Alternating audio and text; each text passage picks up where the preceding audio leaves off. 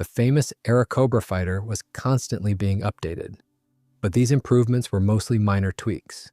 They would slightly improve the aerodynamics here, beef up the airframe there, or install some new avionics. Basically, from one variant to the next, the aircraft was just gradually refined by ironing out the kinks. For comparison, during World War II, the German Bf 109, the British Spitfire, and the American Mustang went through extensive development cycles. They effectively became completely new aircraft. They shared little more than a name with the originals. The Soviet LAGG-3 fighter evolved into the entirely new LA-7. But the American P-39 remained the same familiar Airacobra, even in its latest variants. Its flight characteristics remained largely unchanged. However, the engineers at Bell certainly were not just sitting on their hands watching the competition. As early as mid-February 1941, there was a special conference organized by the U.S. Army Air Corps. Company representatives proudly showed off a model of their next-generation fighter to the military. The presentation was such a hit. By April, the Army ordered the first 2 prototypes of the updated aircraft. This was designated the XP-39E. Initially, the aircraft was designed around the much more powerful Continental V-1430 engine. But that power plant ran into some serious development issues. They just could not get it to run reliably. Because of this, the first experimental aircraft had to be fitted with the familiar, time-tested Allison V-1710. But the main highlight and key difference between the experimental XP-39E and the standard Airacobras was the wing. The engineers used what is known as a laminar flow airfoil. In simple terms, the leading edge of this kind of wing is much sharper. The point of maximum thickness is moved further aft. It sits at about 50% chord instead of the usual 30%. Of course, this profile came with a catch. It sacrificed some lift at lower speeds. On the flip side, this airfoil drastically reduced parasite drag compared to conventional wings. For aviation at the time, developing laminar flow airfoils was a massive breakthrough. The lead designers of the new P-39 variant were Jack Strickler and his co-designer Dan Fabriev. They took a serious gamble by choosing this exact wing profile. They deserve a massive amount of credit for it. For some reason, aviation history often overlooks this. Skeptics might ask what the big deal is. After all, the famous P-51 Mustang was already flying at the same time. It was the undisputed king of American fighters, and it also had a laminar flow wing. However, it is worth keeping one important historical detail in mind. The Mustang only earned its legendary status later in the war. This happened when the high-altitude Packard 1650 Merlin engine was shoehorned under its cowling. Back in 1941, though, the early P-51 was a somewhat underwhelming fighter. It was mostly relegated to low-level reconnaissance or ground attack. The thing is, at low altitudes and relatively low speeds, all the incredible advantages of a laminar wing were largely negated. So the creators of the future Kingcobra simply did not have a successful real-world example right in front of them to inspire this move. They were acting as true pioneers. You have to understand that a laminar flow airfoil only really shows its true potential at high speeds and high altitudes. On top of that, the surface of a wing like this has to be perfectly smooth. Not a single dent, raised rivet, access panel, or any other minor imperfection can be allowed. Nothing can disrupt the airflow and break the boundary layer. To achieve that perfectly smooth finish, the engineers designed an entirely new wing. Its skin was thick enough to eliminate the need for internal stringers. That was a tough engineering challenge on its own. But the designers went even further. They actually managed to squeeze 4 50 caliber machine guns into this new wing. At the same time, the designers were trying to eliminate the classic Airacobra's most notorious flaw. This was its dangerous tendency to enter a flat spin. To fix this, they redesigned the tail section. They also lengthened the rear fuselage by almost 18 inches. All these modifications and the new armament pushed the aircraft's gross weight up. It increased by nearly 1,480 pounds compared to the early P-39D models. Because of this, the engineers had to beef up the landing gear too. The first prototype made its maiden flight from the Niagara Falls airfield on February 21, 1942. However, the career of this experimental aircraft was cut short.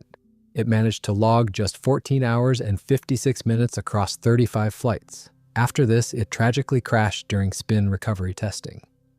On April 4th, the second prototype took to the skies. This was the updated XP-39E. It was powered by a much more reliable Allison V-1710 E9 engine. It differed from its predecessor only by a modified vertical stabilizer, a standard Airacobra air intake, and the removal of the landing gear doors. But it did not fare much better. On May 15th, during its 27th flight, this aircraft crashed as well. The engineers did, however, eventually manage to rebuild it.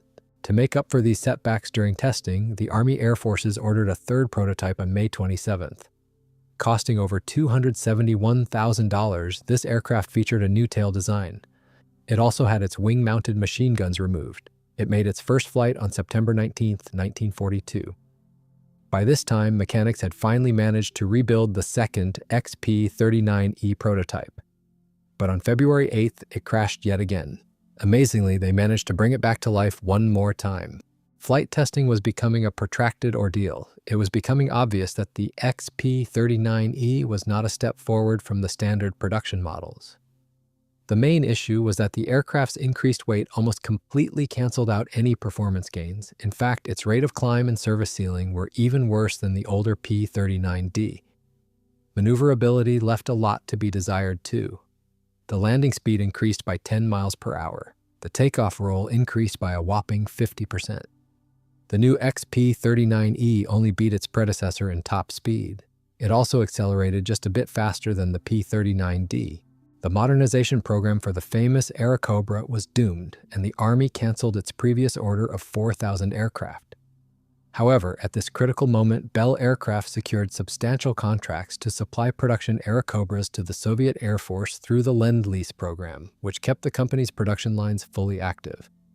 Meanwhile, Bell's design team had not stopped innovating. Back in July 1941, the engineers started working on an entirely new alternative project designated the XP-63. Its most noticeable difference from the XP-39E was the fuselage, which was shifted significantly forward relative to the wing.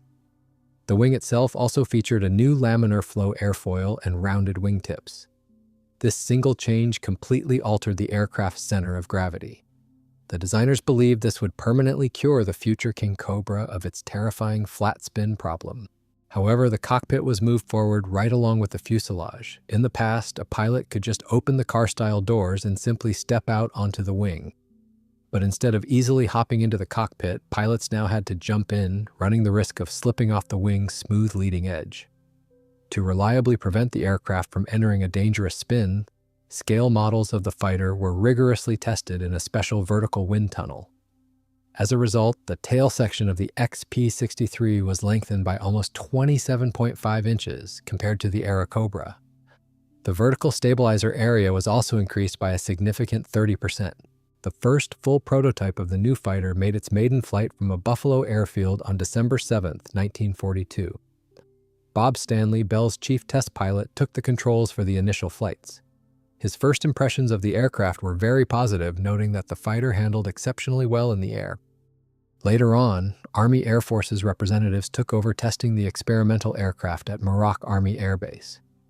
There, a serious accident occurred on January 28, 1943. The aircraft's landing gear failed to extend. This forced the pilot to circle the airfield for several hours to burn off fuel for a belly landing. Landing in darkness, the pilot eased it down as carefully as possible but slid into the trees. The pilot survived, but the prototype was completely destroyed. The second XP-63 prototype took to the skies for the first time on February 5, 1943, but crashed in late May due to an engine valve failure. Meanwhile, the military had ordered a third, improved variant of the fighter. This was the XP-63A, equipped with a powerful Allison V-1710 93 engine. This aircraft began flight testing in late April 1943. The new version featured extra underwing hardpoints and an updated air scoop on the spine of the fuselage. Its main firepower consisted of a powerful 37mm cannon firing through the propeller hub, 2 synchronized 50 caliber machine guns, and 2 more identical machine guns mounted in underwing pods. Additionally, a 500-pound bomb or a drop tank could be slung under the fuselage. Designers also added 88 pounds of armor plating. Testing of this third prototype wrapped up successfully, and by the fall, the first production model rolled off the assembly line. In the summer of 1944, the aircraft officially received its famous name, the Kingcobra.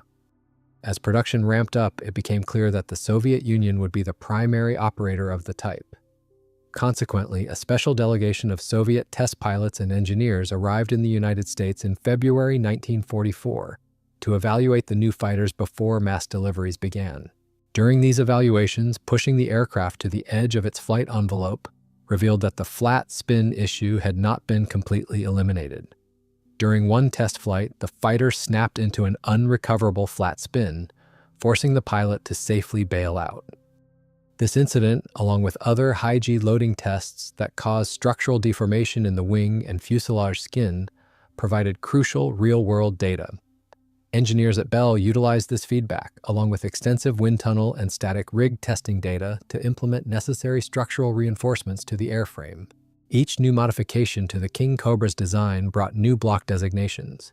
For example, the P-63 A5 variant received much heavier armor plating, increasing it to 178 pounds. A centerline hardpoint was also added. The next variant, the P-63 A6, became more versatile with the addition of 2 underwing hardpoints for extra bombs or drop tanks. One of these airframes took part in some pretty unusual tests where they tried to fit it with ski landing gear. These experiments ran from July 1943 all the way to February 1945. Ultimately, despite some interest from the military, the ski-equipped Kingcobra never made it into production.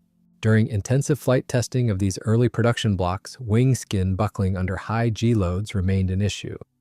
Because of this, starting with the P-63 A7 model, Bell switched to noticeably thicker skin plating and beefed up the internal wing structure. Pilots also noted a lack of longitudinal stability when pulling out of steep dives. Engineers eventually solved this in the later P-63C variant by increasing the vertical tail area with a ventral fin. The development continued with the P-63A8, which received an upgraded propeller and even more armor. On the P-63A9 version, the 37mm cannon was moved slightly forward to allow for a massive increase in ammo capacity, jumping from 30 to 58 rounds. The P-63A10 model was the final chapter in the development of the A-series. Engineers relocated the air intake scoop to the left side of the upper cowling, and total armor plating reached 236 pounds. Altogether, Bell built 1,725 P-63A fighters. After that, the more advanced P-63C took over production. It boasted a more powerful Allison V-1710 engine, which pumped out 1,500 horsepower on war emergency power. Designers also increased internal fuel capacity and standardized the ventral fin for stability.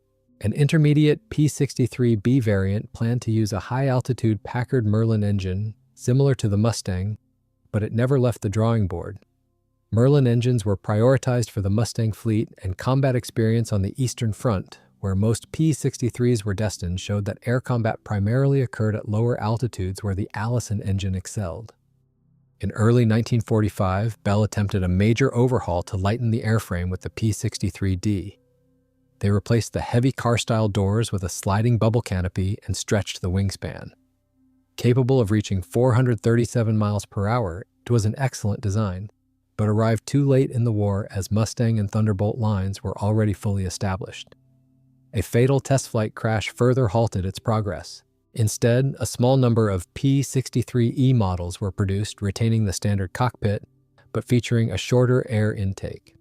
When Japan surrendered in September 1945, production of all P-63 fighters was completely shut down.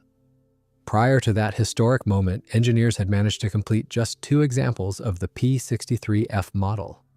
This final version boasted a significantly upgraded Allison V-1710 135 engine and an enlarged vertical stabilizer. The vast majority of Kingcobras, nearly 2,500 aircraft, were delivered to the Soviet Union. Most of these were ferried under their own power along the Alaska-Siberia route. American pilots picked up the aircraft from factories in New York, flew them to Great Falls, Montana for cold weather modifications, and then continued north to Ladd Field in Fairbanks, Alaska, where they were handed over to Soviet crews. The ferry route was incredibly demanding, and logistical challenges were constant. Early ferry flights were frequently interrupted by mechanical issues with oil coolers, fuel pumps, and selector valves, requiring extensive field repairs by mobilized mechanics across Canadian and Alaskan staging airfields. At one point, all Kingcobras on the route were completely grounded due to a dangerous deformation of the rear fuselage on some of the airframes. To resolve the issue, mechanics had to quickly modify over 200 fighters across various airfields. One particular airframe got stuck at the Fort Nelson staging field in Canada. It stayed there for several long months waiting for spare parts. That fighter became such a massive headache for the local ground crews that they dubbed it the Bell Booby Trap. Eventually, ferry pilots finally got their hands on the troubled aircraft after all the repairs were finished. Its fuselage sported a massive, crudely painted message from the American mechanics. It read, "Bell Booby Trap." The journey from Fairbanks to the Soviet front lines covered thousands of miles across some of the most unforgiving terrain on Earth. Aircraft were flown in large formations navigated by a lead bomber. Because the Kingcobras had a relatively short combat range, this massive undertaking had to be broken down into 5 separate legs. The distance from Fairbanks, Alaska to Krasnoyarsk alone was over 4,040 miles. The 1st Ferrying Regiment faced a daunting task flying a 970-mile leg across the unforgiving Bering Strait to Welkal. There, the 2nd Ferrying Regiment took over, navigating the aircraft through a 900-mile flight over the completely desolate Chukotka region and the hazardous Kolyma Mountains to Simchan. The next leg from Samchan to Yakutsk covered 745 miles, taking them directly over Oymyakon, known as the Pole of Cold. The pilots of the 3rd Ferrying Regiment were responsible for this part. After that, the 4th Ferrying Regiment flew 832 miles to Kirinsk. Finally, another 571 miles to Krasnoyarsk were covered by the 5th Ferrying Regiment. The unbelievable hardships these ferry crews faced are well documented. During one flight in February 1943, a formation of aircraft had to make an emergency landing on a sandbar in the Kolyma River due to heavy fog. With temperatures plummeting to minus 51 degrees Fahrenheit and no specialized engine heaters, the situation was dire. The crews managed to get airborne the next morning only after rallying local civilians, who spent the entire night feeding firewood into improvised iron stoves set up directly under the tarp-wrapped fighter engines. Standard American oxygen masks were also not designed for the extreme cold of the route and had a tendency to freeze, leading ground crews to frequently substitute them with winterized alternatives. Over its entire lifespan, fatal crashes claimed the lives of numerous aviators along this route. In total, 21 P-63s were lost during these hazardous ferry flights. Despite the harsh conditions, the delivery pipeline remained operational, eventually bringing thousands of Kingcobras into service. In the fall of 1944, a P-63 became the milestone 5,000th American aircraft to head across this freezing route. In the Soviet Air Force, the Kingcobra proved highly effective as a high-altitude interceptor, boasting a modern radio compass that greatly simplified navigation in poor weather. P-63s were widely distributed among air defense and frontline aviation regiments, particularly those that had previously operated the older P-39. By the summer of 1945, top priority had shifted to the Far East, where forces were actively gearing up for operations against Japan. During this lightning-fast military campaign, the Kingcobra proved to be incredibly versatile. They saw heavy use escorting heavy bombers and reconnaissance aircraft, providing reliable air cover for ground troops and flying close air support missions. For example, 40 IL-4 bombers were heavily escorted by 50 P-63 fighters to deliver a devastating bombing raid against the fortified Chuzhou region. To utilize standard Soviet aerial munitions, mechanics often modified the factory bomb racks right in the field to drop 220-pound FAB-100 bombs. The bulky underwing 50 caliber gun pods that came standard on certain variants were usually removed entirely to save weight. Later on, these same fighters successfully hammered enemy military bases on the Kuril Islands. In one of the few confirmed air-to-air engagements involving the type, a P-63 shot down a Japanese fighter over Manchuria. Some records list the enemy aircraft as Nakajima Ki-27 Nates, while other documents refer to them as Ki-43 Oscars.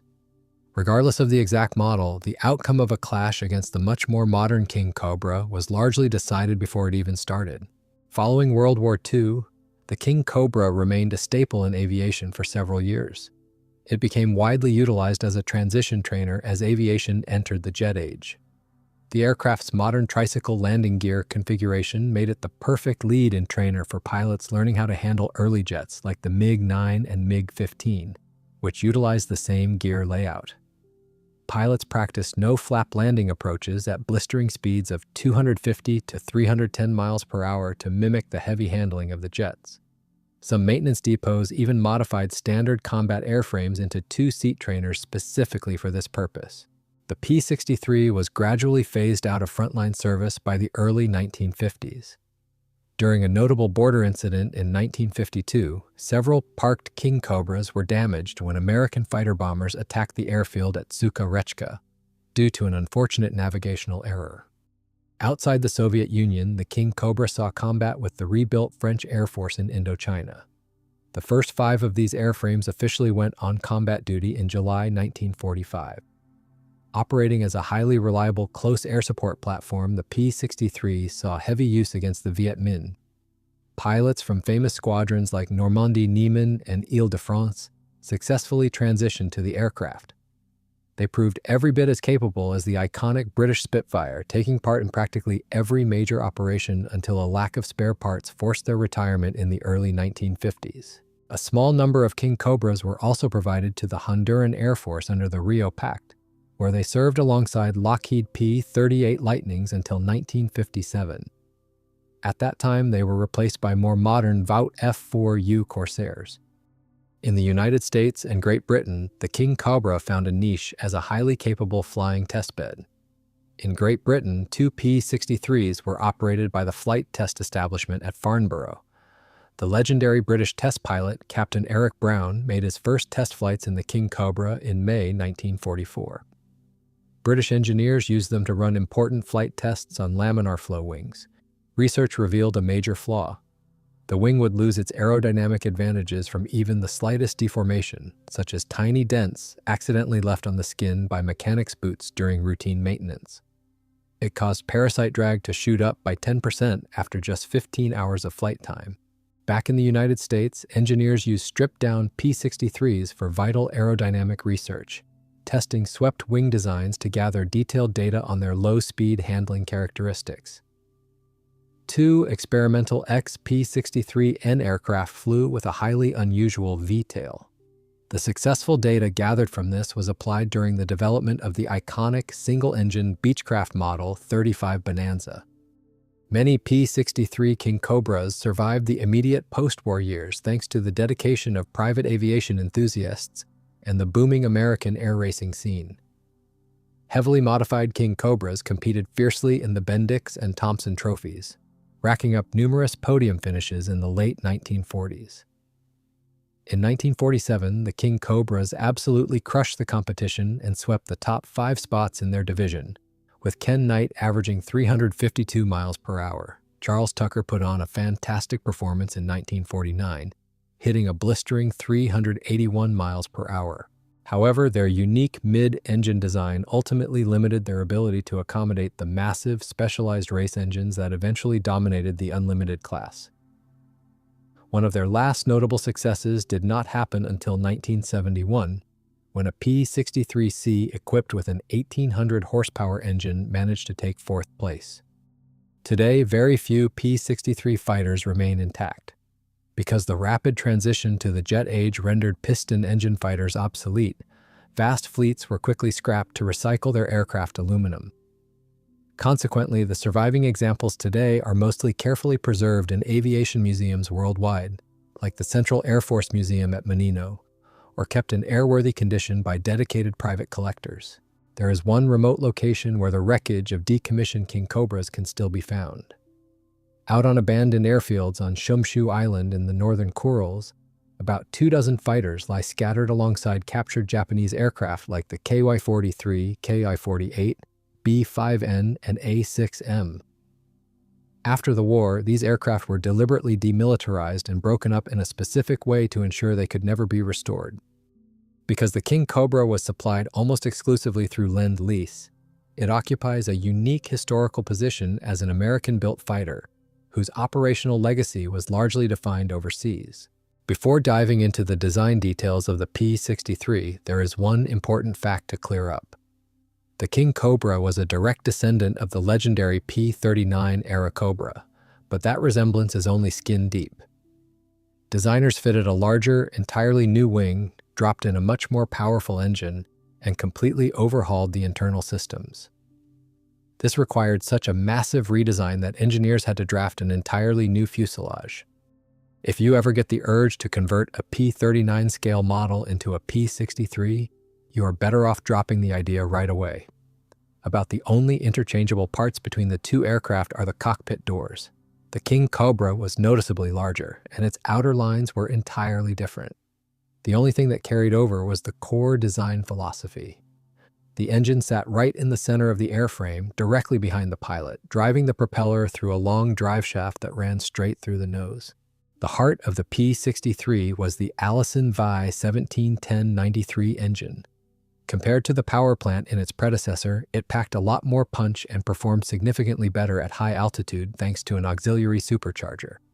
Housed in a separate unit, it operated completely independently from the main system, preventing massive power drop-offs during climbs. In critical situations, the pilot could push the throttle into war emergency power for up to 5 minutes, allowing the Allison to crank out a massive 1,500 horsepower and push the aircraft to a top speed of 408 miles per hour. To improve stability and control response, designers increased the surface area of both the vertical and horizontal stabilizers. The entire tail assembly was structurally reinforced to handle the massive G-loads of tight, high-speed dogfights. The Kingcobra's wings also underwent major changes. Their area increased by about 34 square feet, noticeably dropping the wing loading. Even though the new wing used a laminar flow airfoil that usually sacrifices a little lift, the maneuverability of the P-63 turned out to be surprisingly good. At an altitude of roughly 3,300 feet, the fighter's turn radius was just 892 feet. To complete a full 360-degree turn, a Kingcobra pilot needed less than 21 seconds. The aircraft boasted a staggering climb rate of over 3,500 feet per minute on emergency power. Interestingly, the overall gross weight of the P-63 stayed almost exactly the same as the P-39. Engineers offset the heavier airframe and engine by slightly reducing the payload, shaving some weight off the armor and making the underwing gun pods optional. Standard internal fuel capacity was around 100 gallons, expandable to 136 with wing tanks. The armor protection for the pilot and vital components utilized quarter-inch steel plates mounted up front to protect the propeller reduction gearbox, and in the lower cockpit right behind the oil tank. The pilot was also protected by an armored seatback and an integrated front canopy frame featuring heavy-duty, multi-layered armored glass. This simple but brilliant solution permanently cured the poor visibility and fogging issues during the critical moments of a dogfight. The fuselage of the Kingcobra had some major differences from its predecessor. The nose section was stretched by 3.8 inches. The aircraft also received a completely new removable cowling made up of 3 separate panels. This gave mechanics easy and wide-open access to the weapons bay, drastically improving maintainability. Just like on the Airacobra, the propeller reduction gear of the P-63 was tucked right up inside the nose, featuring its own independent lubrication system. This compartment was a heavily armored hub of firepower containing the oil tank, oxygen bottles, 2 synchronized 50 caliber machine guns, and a devastating 37mm cannon. Right behind this tightly packed weapons bay sat the cockpit, separated from the nose section by a solid steel firewall. Inside the cockpit, everything was laid out to be as practical as possible. The cockpit frame itself was built as a separate, rigid module featuring car-style doors on both sides. This kind of asymmetrical layout was a signature feature of the aircraft. The right side was used for standard boarding, while the left door was strictly for bailing out in an emergency to avoid snag hazards with the left-mounted flight controls. These doors allowed engineers to use a streamlined, flush-fitting canopy that significantly reduced parasite drag. Directly behind the pilot sat the engine compartment. The main wing spars ran straight through this compartment. Underneath the engine, engineers cleverly tucked away the oil cooler and liquid coolant radiators.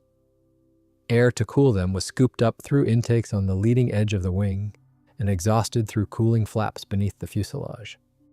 The tail section featured a lightweight but highly durable semi-monocoque design, structurally reinforced with closer-spaced bulkheads and 4 longitudinal longerons compared to the Airacobra.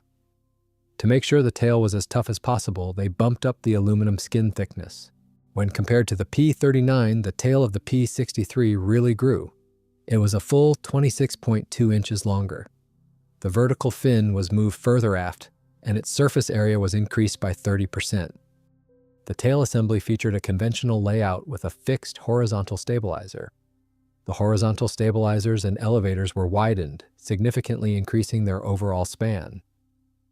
Even though the fighter featured an all-metal airframe, the elevators and rudder were still fabric-covered to save weight and balance the control surfaces.